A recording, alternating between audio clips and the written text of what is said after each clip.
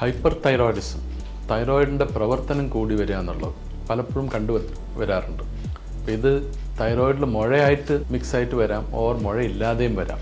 മുഴയില്ലാതെ കാണുന്ന ചെറുപ്പക്കാരിൽ Graves disease എന്ന് പറഞ്ഞ സൂക്കേടും, മുഴയായിട്ട് വരുന്നത് സെക്കൻഡറി ടോക്സിക്കോസിസ് എന്ന് പറഞ്ഞ ഒരു പ്രോബ്ലം. അപ്പോൾ ഈ തൈറോയിഡിൻ്റെ പ്രവർത്തനം കൂടിക്കഴിഞ്ഞാൽ നമ്മളുടെ എല്ലാ ഓർഗനെ എഫക്റ്റ് ചെയ്യാം, from head to the foot.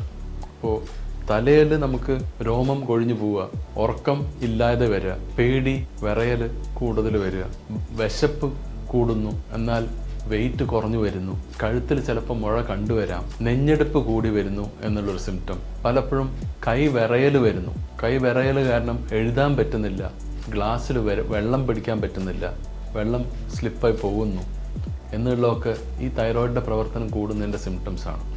അതുപോലെ സ്ത്രീകളിൽ അവരുടെ പീരിയഡ്സ് അത് ഒന്നിലോ കുറയുന്നു ഇല്ലെങ്കിൽ നിന്ന് പോകുന്നു എന്നാണ് ഹൈപ്പർ തൈറോയിഡിസം, തൈറോയിഡിൻ്റെ പ്രവർത്തനം കൂടുമ്പോഴുള്ള ഏറ്റവും വലിയ സിംറ്റം. ചെറുപ്പക്കാരിൽ ഇത് പ്രഗ്നൻസിയെ വരെ മിമിക് ചെയ്യാം, കാരണം പീരിയഡ്സ് ഇല്ലാതെ ആവുന്നു കുറച്ച് കാലത്തേക്ക് എന്നുള്ളതാണ്.